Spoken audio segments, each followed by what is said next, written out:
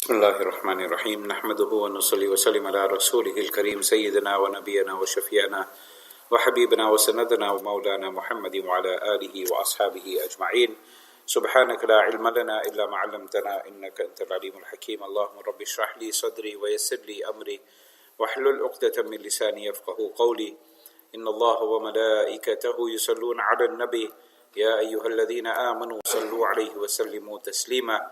اللهم صل وسلم على سيدنا محمد وعلى آل سيدنا محمد وبارك وسلم. قال الله تعالى في القرآن المجيد والفرقان الحميد بعد أعوذ بالله من الشيطان الرجيم بسم الله الرحمن الرحيم. فالآن باشروهن وابتغوا ما كتب الله لكم وكلوا واشربوا حتى يتبين لكم الخيط الأبيض من الخيط الأسود من الفجر ثم أتم الصيام إلى الليل. صدق الله مولانا العظيم وصدق رسوله النبي الكريم ونحن على ذلك لمن الشاهدين والشاكرين والحمد لله رب العالمين. وقال رسول الله صلى الله عليه وسلم الصيام جنة أو كما قال عليه الصلاة والسلام. Honorable, respected brothers and elders, ulama kiram, hufadhi kiram, respected mothers and sisters, assalamu alaikum wa rahmatullahi wa barakatuh. MashaAllah, a lot more energy this week and everyone's fasting, MashaAllah. Alhamdulillah. So the blessed month of Ramadan has commenced and we are already into the fifth fast, and before we know it we'll be completing the Quran and completing Ramadan, and then we'll be getting ready for those that are going for Hajj, will be going for their classes, and before you know it they'll be back and summer holidays will be over and it'll be next Ramadan again. But we don't know if we're going to make it even till tomorrow. That's the harsh reality. So while we have Ramadan now, the idea is to try and maximize and try and take maximum that we can, maximum benefit that we can from this month of Ramadanul Kareem.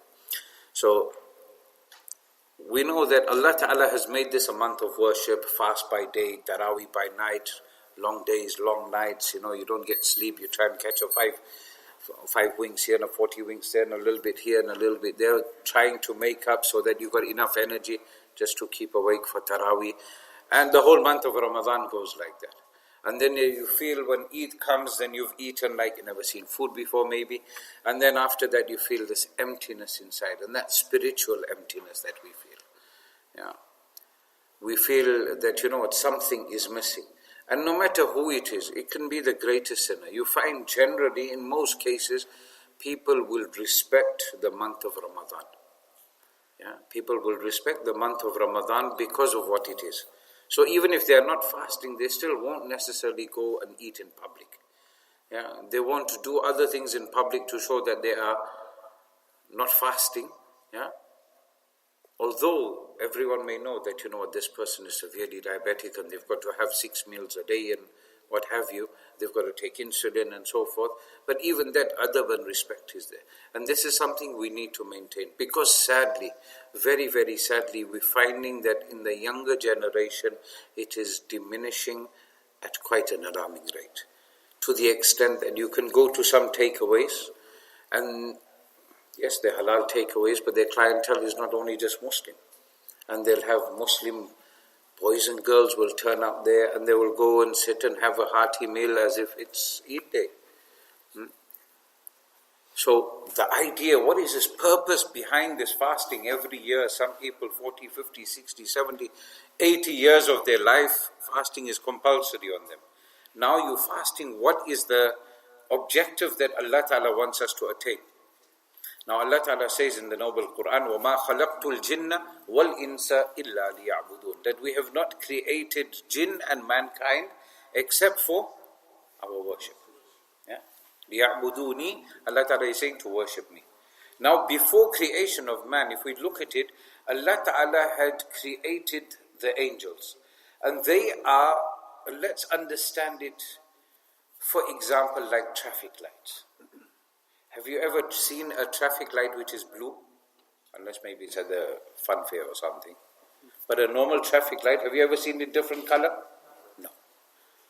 Have you ever seen it working wrong? Yes, maybe if there's a malfunction. The angels are like your traffic lights. they do exactly what Allah Ta'ala commands them to do. They don't have the intelligence like you and me. That's why Allah Ta'ala said that لَقَدْ خَلَقْنَا الْإِنسَانَ فِي أَحْسَنِ تَقْوِيمٍ, that we have created mankind in the most beautiful and perfect forms. That means you have more intelligence than an angel does. Because the angel, the farishta, is told, you make tawaf, you say subhanallah, and it will just say subhanallah until the time comes. Here, leave it there. Okay. Oh, sorry, we've got some pens. If you might have got a standing order form as you came in, please don't feel shy to fill it in, insha'Allah al-Aziz, to help the masjid. Just £2 a week, not much. You don't even get a decent burger for that price. Yeah, you get a lump of meat inside what is supposed to be a cob. Yeah, with some. It never looks like the picture, does it? Can I talk about food? I like talking about food. This is the first bayan I'm starting off. I've started off today and I'm thirsty. Normally, as you go on, and you guys know, I'll have my coffee and the water and everything. But yeah, khair. So anyway, back to that £2. Yeah, so just sign up for £2 a week, inshallah. So what I was saying is that the angels, strict instructions. You do this and that's it. Khalas. There's no, one day an angel gets up and says, right, I'm not going to worship Allah Ta'ala. They don't have need for rest. They don't have need for food. They don't have need for anything. They don't have need for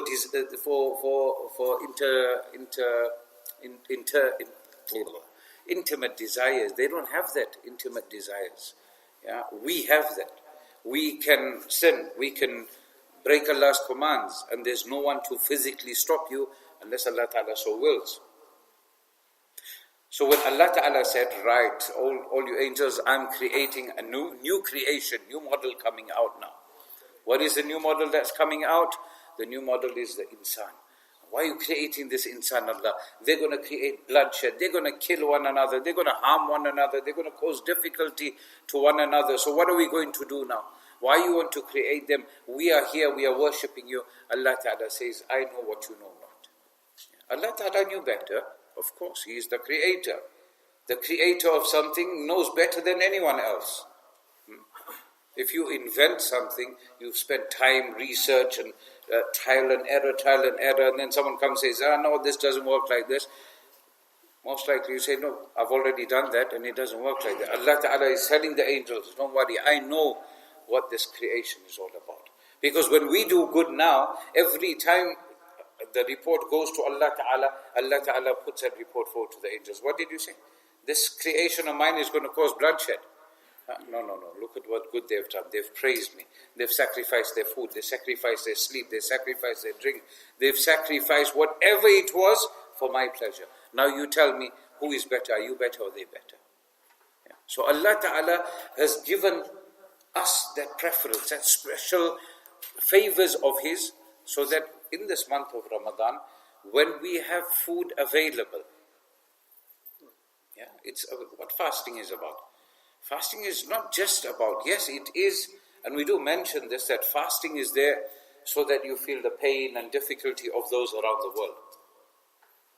But fasting is showing you, the month of Ramadan is showing you, because when you sit down to eat at iftar, yeah, you're going to be particular about what you eat, isn't it?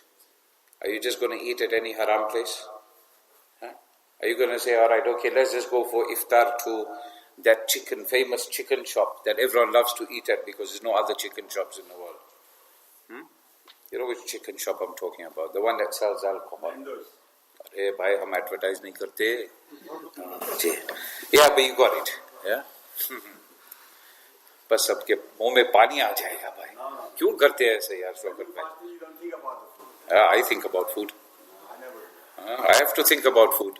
Then I know I'm staying away from the food. That's what I'm trying to point out here, is that you know that food is there.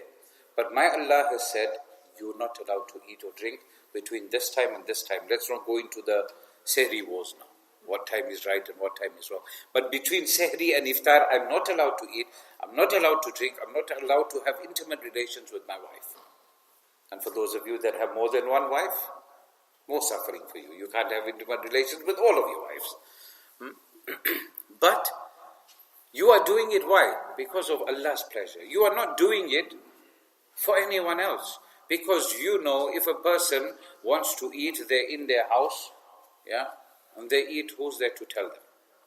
If it's a child, he'll wait, right? Everyone is sleeping, mom, dad's gone to work, big brother is doing that, let me just go quickly nip to the fridge and see what I can eat from last night. Oh, that biryani, chicken legs or wings, whatever, yeah?